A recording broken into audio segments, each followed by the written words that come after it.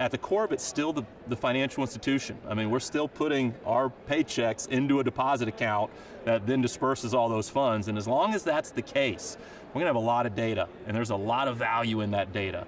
And I think if we can really harness the power of new data analytics, as well as kind of the technology to make it, really available to the consumer, we can be a lot like an Amazon, if you will.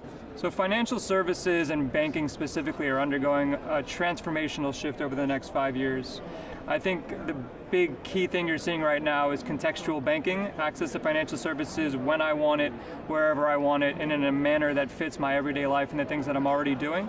And a lot of those changes are based on technologies such as blockchain, open and intelligent APIs, and all the different bells and whistles that fintechs are building to add to the banking ecosystem.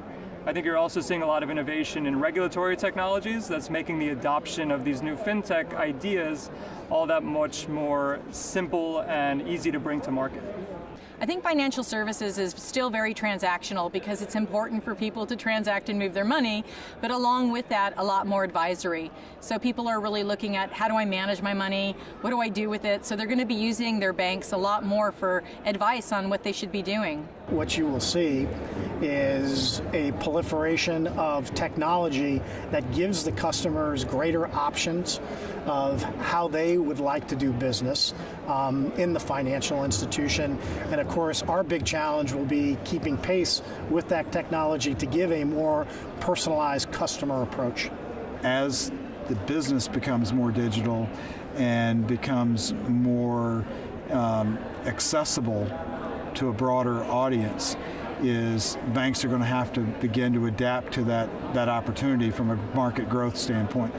So whether it's to the unbanked that are now more digitally savvy and digitally enabled, to their high net worth customers, everybody's focused on how do you grow the business, and there's a larger population to have to go after. So I think managing just that volume is going to be a key to it.